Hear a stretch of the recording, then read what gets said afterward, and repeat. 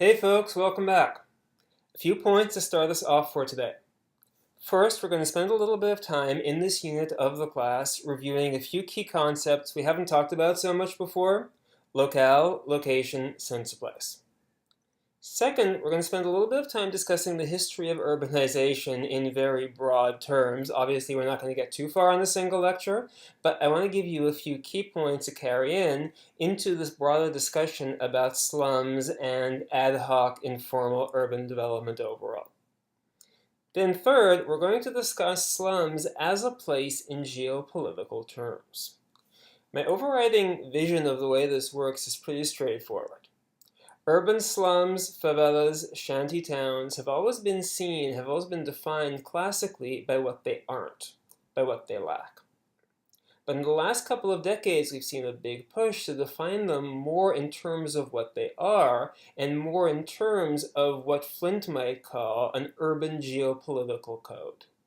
This is going to tie into our film on this unit, City of God, which is one of a bunch of films to deal with the question of favelas and ad hoc slum development in more or less political terms.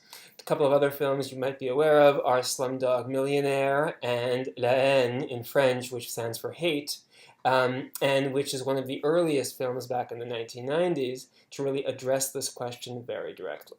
To get us started, we need to first spend a little bit of time talking about urbanization as a process and to understand how to situate slum and favela development within that context. First of all, our key terms. Locale, well, that's basically naming what is local, the institutions that organize activity, politics, and identity in a particular spot. Location means something else, which really focuses on the relationship of places vis-a-vis to each other. The role of cities in a grid, in a trade network, within an education system. And we get into all kinds of ways in which cities are linked, connected, networked to each other. Their place in this broader schema is their location. Well, in the 1920s, 1930s, urban studies focused very heavily on locale and focused very heavily on the idea of trying to understand cities from the inside out. Cities at this time were seen as rational choice puzzles, with urban segregation, poor services, etc., resulting from individuals' rational choices and decision-making processes. Of course, you can't pick and choose everything you want in a city. Things are kind of built into place, and they're not moving just because you want them to. So as a result, you see processes like zoning, the organization of different urban areas, that in this approach were the keys to understanding and unlocking the city. If you look at the model you have over here on the top right, this is the Burgess model, named for the Chicago sociologist Ernest Burgess, which really focused on locale as the outcome of a set of rational decisions. As you get farther from a central business district, or CBD, housing quality increases, but so does transportation times. Then you get into the whole kind of complex politics of racial segregation, hence Chinatown, the Black Belt, and so on and so forth in this particular model. The idea basically is that this set of rings, this set of concentric circles, is the long-term outcome of a lot of people basically trying to do the best they can for themselves. Well, by the 1960s and 70s, those older locale-based approaches started to seem a little bit naive, and people started to look much more carefully at location-based approaches. So, classic examples are the loosely Marxist and Marxian approaches that really led to a renewed focus on structural factors in urban organization. Policies like redlining, which involved basically bracketing entire neighborhoods to offer them financial services at bad rates or simply not offer them financial services at all, were a key example of this. Redlining was de facto authorized in this country for a very long time, allowing banks and credit agencies and financial institutions to discriminate against African Americans basically in this residential grid of preferred and less favored neighborhoods. Likewise, the creation of Levittown's cookie-cutter suburbs in the 1950s and 60s led to a whole series of issues around segregation and urban organization that people argued weren't just unique to every city on a city-by-city basis. They were locational struggles that were much broader than that, functioning at a national scale and in some cases even at a global scale. So by the 60s and 70s, these much more location-based approaches became much more important, and people were kind of looking down on the locale-centric approaches and seeing them as a little bit naive. And then we have our third term, which is sense of place. So Flint defines sense of place pretty straightforwardly. It focuses on the emotional connections we have to a place, things like affect and narrative, so the stories we tell, and sentiments. My usual way of explaining this is that I can ask you about the place where you grew up. That would be normal because it relies on memories and feelings and emotions. If I asked you about the space where you grew up, you'd probably think I'm weird. Well, sense of place politically can be very valuable as well. And one way we're going to think about this is to look at certain kinds of urban neighborhoods and urban places as iconic. So you have the definitions of iconic and iconography, obviously derived from the study of religious symbols and religious texts. But geographers have applied this much more broadly to focus on the ways in which certain kinds of seemingly secular places can also be iconic. In other words, representing the past while also connecting to the future. And this is a core part of the definition of iconography as we're applying it here. Monuments like Disney Concert Hall in Los Angeles or L'Enfant's Urban Plan in Washington, D.C. have a very powerful political role in everyday life. Disney Concert Hall stood, when it was built in the early 2000s, stood for the renewal of downtown Los Angeles, which once upon a time wasn't very much, but also for the ability of monumental architecture to shape and to mobilize the political basis for a city's future. L'Enfant's urban plan was obviously meant to encapsulate and to represent power relations in very distinctive kinds of ways. The idea was that you would have a series of intersecting diagonal avenues superimposed over a grid system. The avenues radiated from the two most significant building sites that were to be occupied by the houses for Congress and by the White House. So the Capitol Plan, in a sense, is an icon because it represents the past and yet organizes the future. Well, sense of place is very much tied frequently to the iconic status of certain kinds of buildings, certain kinds of monuments, but also certain kinds of neighborhoods. And this is something we're going to tie back to the favelas and the slums towards the end of this lecture. Well, to shift gears really briefly, we're going to talk a little bit about urban history and urbanization more broadly to situate some of these developments. So, after World War II, so we're 1940s, 1950s, in the immediate aftermath of independence, many newly independent countries tried to re-ruralize their nations, building a self-sufficient agricultural economy in the face of a global market.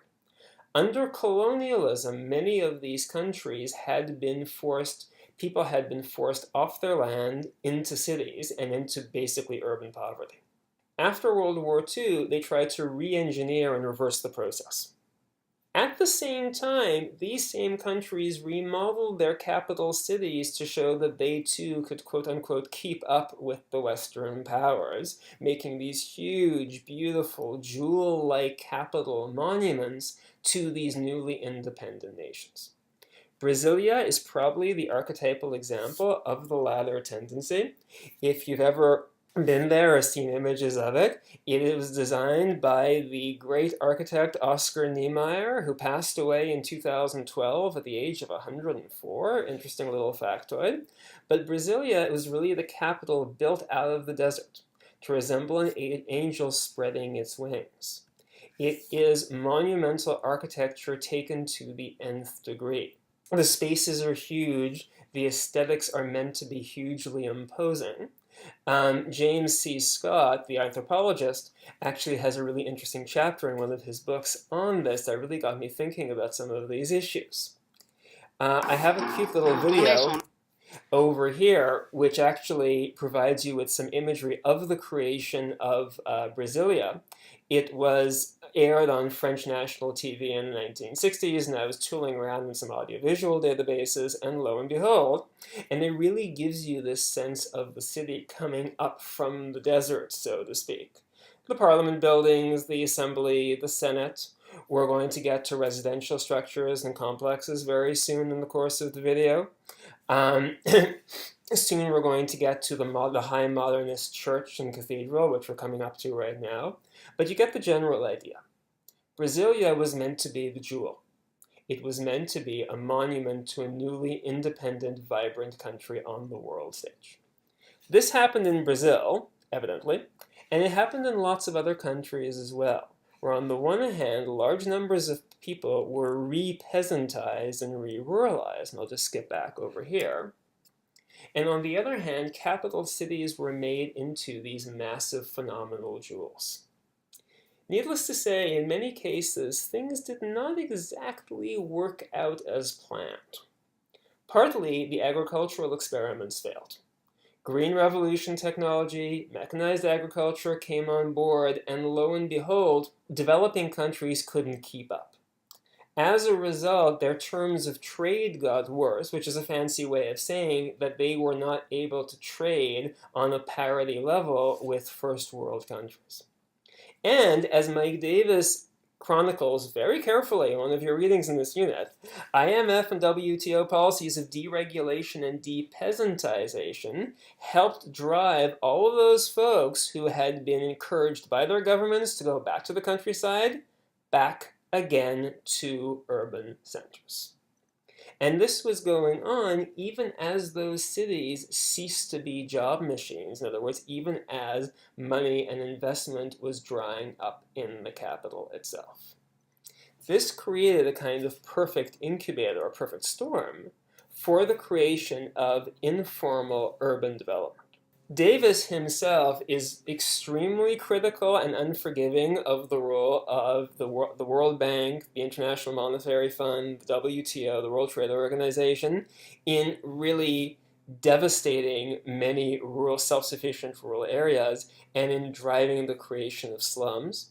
Other people don't quite agree, but I think his approach is interesting, and I want to put it out there as one way of thinking about this process that we're looking at in this section of the class.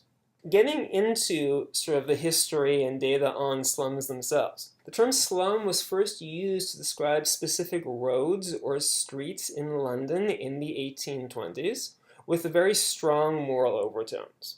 A place apart from all that was decent and wholesome, in the words of a UN Habitat report. By the early 20th century, the word slum was actually vanishing from the lexicon of descriptions about urbanization.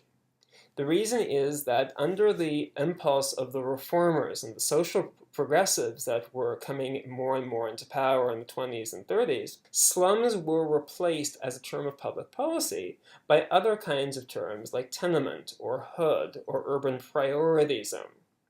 The idea was to treat slums as something that the world as a whole had an interest in trying to make disappear and trying to make vanish. Needless to say, as you see from the data tables on the right of the slide, things did not exactly work out this way. And slums never really left.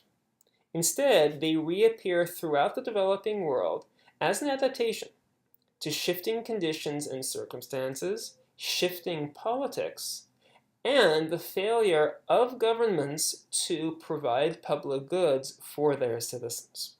The UN definition actually hints at this idea, because you see on the left-hand side of the slide a few general definitions of slums, which you can read, and then on the right-hand side, the actual working definition that the United Nations UN Habitat uses currently, which basically is a slum household is a household defined as lacking one or more of the following: access to water, access to good sanitation facilities, durable housing, security of tenure, and so on and so forth. And you can see the operational breakdown of the definition on the right of the slide.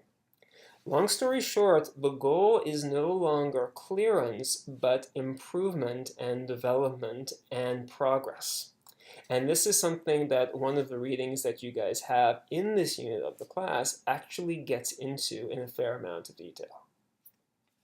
Well, how can we think of the slums, now that we've gone over this history and this general background, how can we think of slums geopolitically? This might seem a leap, but bear with me, I'm going to try to make the case for this. Slums are an interesting test case for geopolitical analysis. They're not the usual kinds of issues we talk about in this course, but they do combine an organization of space and power, on the one hand, a scalar issue, slums are embedded in broader networks and in broader locations of different forms of power and authority, and obviously culture and identity issues that we're going to be talking about as we go forward. And here's where the concept of anarchy gets really interesting for our purposes. Classically, in international relations theory, anarchy is the opposite of a rule-bound society. If you read Hobbes' Leviathan, if you read Locke, if you read a lot of these classic texts, anarchy is zero rules and zero order. Well, we can look at that and we can sort of take that seriously. We can also consider that even anarchy has rules. If we look at this schematically, classically, when we talk about sovereignty, for example, we start off with debates around de facto versus de jure sovereignty. De facto sovereignty means sovereignty on the ground, de jure sovereignty means sovereignty in law. Well, really here, when we talk about urban slums, de facto sovereignty is really all there is. There isn't much in the way of formal legal sovereignty. To this, we can add the spatial organization of public goods. Now, in City of God, it's hard to see very many public goods being organized, but we do get bits of it.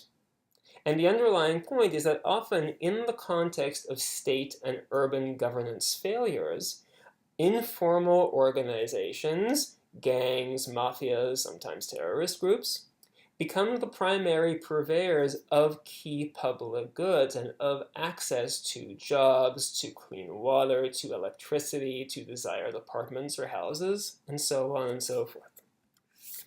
Then we can add to the inside-outside division, as we see in the film and as we see in lots of cases of the politics of informal urban development, we get to see some very stark inside-outside divisions, in which the division between a shanty town and a major metropolitan center is as deep and as stark as the division between two neighboring countries that hate each other.